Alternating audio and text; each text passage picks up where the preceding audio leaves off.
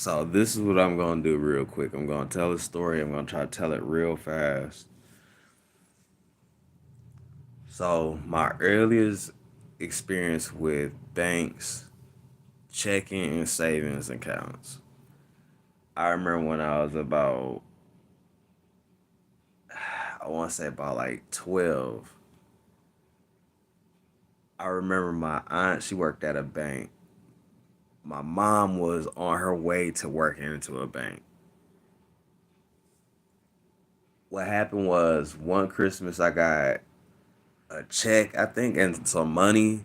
I don't know why a check and money was in the same envelope or somebody gave it separately, but they said it's from the same person. And when you're younger, you can't really access your bank account unless your parent helps you. I learned that when I was younger. I had an account maybe for like 2 days, and this is the reason why. My aunt, she worked at a bank. I guess she knew about all the ins and outs about banks. In a way, banks have always let you get away with overdraft. And what I mean by overdraft is you not having the money and you spend the money anyways. Basically, it's somewhat of an insurance plan or a guarantee that you'll pay money back to the bank or whatever place is really loaning you the money. But it goes against your standing with the bank or credit union, or it might affect your credit somewhere down the line. And my thing was, my aunt, she wrote bad checks all the time because she felt like she can get away with it because they're allowing you to do it, or they allow you to do it now to this day. So she wrote me the check, I guess, and it went through that one time, and I had an account maybe for a couple of days. Me personally, being so young, I was depending on my parent to buy everything for me at that time. You know what I mean? Because I was still a kid, so I really didn't keep up with the account. I didn't save money. I get money, I take it to like an arcade, or like I'd buy like some petty shirt. The shirt get like thrown away because my mom didn't like the shirt later when she find it. Like she just didn't like for me to buy my own shit for some reason. Like I ain't gonna bash her, but that was how she was. It was just some weird little tendency she had going on for herself. But it was to the point I started noticing that you could do that. You could have bank accounts, and there was such thing as credit or credit history, stuff like that.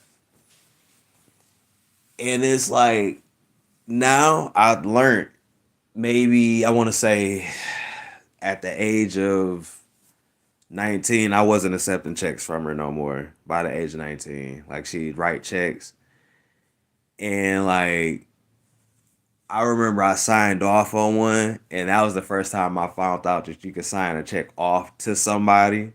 Like you just had to sign your name saying basically like, hey, this is me saying I'm selling this check to them, basically, or trading it off to them. Here's their signature. No, we both have to either have IDs, whatever, whatever, just to verify it was legal, stuff like that. And I was signing her checks off to somebody else, but they kept telling me that the check was bouncing though.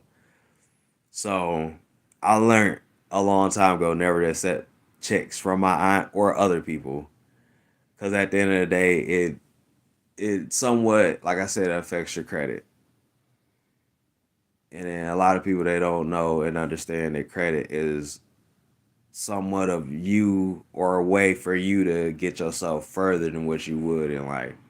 It's all right to like to hustle off your own, you know what I mean? Like from straight dirt off the muscle, but there's a lot of avenues that you can get from credit.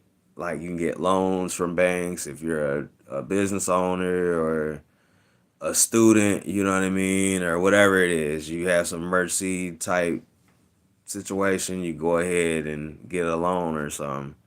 And then my strongest warning to you though with your credit. If you want to build strong credit, you always got to pay it on time. You got to pay it. Sometimes you might have interest or whatever that stacks up or whatever, or you might just get bad interest rates. You know what I mean? Just make sure you pay attention to it.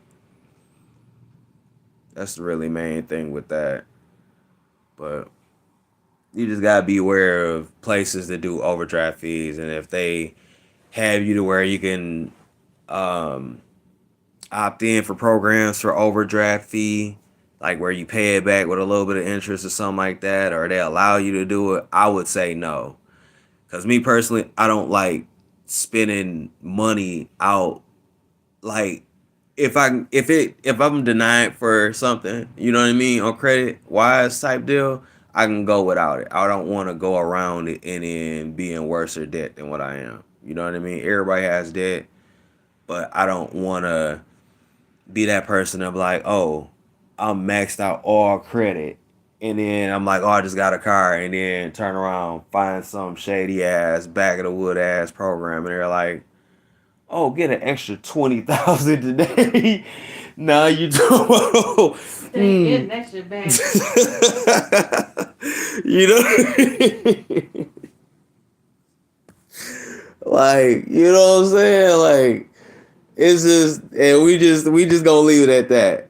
We gonna leave it at that. So, um, yeah. So that's my experience with bad checks, I guess.